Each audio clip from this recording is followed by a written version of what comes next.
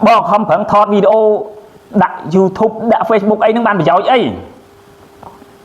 bà chắc đam đây bấm bát chấm ngon thaផលិត video ផលិតមេតិកាហ្នឹងដាក់ YouTube និងដាក់ Facebook តាមបណ្ដាញសង្គមនានាហ្នឹងមានប្រយោជន៍អីណា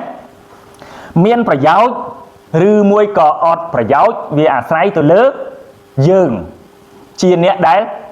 ប្រើប្រាស់ណាបណ្ដាញសង្គមគឺអញ្ចឹងបើយើងប្រើប្រាស់ឲ្យវាមានប្រយោជន៍វាមានប្រយោជន៍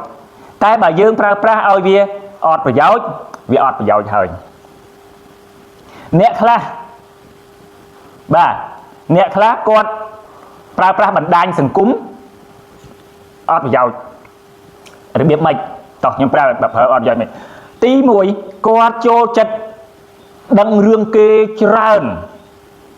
បាទចូលចិត្តប្រហោះអ្វីដែលឌៀមដាមគេទៅខ្លាំងពេកបាទមិនមែនអាទៅលក្ខណៈក្នុងន័យស្ថាបនាទេណាបាទបើទៅក្នុងន័យស្ថាបនាហ្នឹងវាបានប្រយោជន៍ដល់សង្គមជាតិខ្លះវាបានប្រយោជន៍វាជួយដុសខាត់តែអាទៅក្នុងន័យទៅទាំងតឹងទៅតែងទាំងខុសនោះវានាំទុកបាទវានាំទុកដល់ខ្លួនជួនកាលទៅនិយាយរឿងគេផុសរឿងគេចុះឡើងអត់ប្រយោជន៍ធ្វើឲ្យគេប្តឹងផ្ដាល់ចុះឡើងឡើងតឡាការជាប់គុកជាប់វិបាកអាហ្នឹងគេហៅថាការប្រើអត់ប្រយោជន៍អីវានាំទុកដល់ខ្លួនប៉ុន្តែអ្នកដែលប្រើប្រាស់ឲ្យមានប្រយោជន៍គេមើលតែព័ត៌មានណាដែលល្អគេមើលវីដេអូណា content ណាដែលមានប្រយោជន៍ដែលដុសខាត់ដែលផ្ដល់នៅចំណេះដឹងផ្ដល់នៅបទពិសោធន៍បំណិនជីវិតល្អដល់គេអភិវឌ្ឍថែមតាមរយៈបណ្ដាញសង្គមហ្នឹងពីព្រោះថាចំណេះដឹងច្រើនណាស់បងប្អូនច្រើនណាស់នៅក្នុង TikTok Facebook YouTube ច្រើនមែនទែនបើបងប្អូនស្វែងរកចំណេះដឹងអស់ហ្នឹងដើម្បីដុសខាត់ខ្លួនឯងអភិវឌ្ឍខ្លួនឯងច្រើនណាស់បងប្អូនបំបាច់ចាំទៅរៀននៅណាក៏បងប្អូនចេះដែរឥឡូវបងប្អូនចង់ចេះអីចង់ចេះធ្វើអីមួយ search មើលឃើញបាទអញ្ចឹងអាហ្នឹងគេប្រើឲ្យមានប្រយោជន៍បាទគេប្រើឲ្យមានប្រយោជន៍នេះខ្ញុំគ្រាន់តែលើកចំណុចតូចតែពីរហ្នឹងមានចំណុចតូចច្រើនទៀតបាទ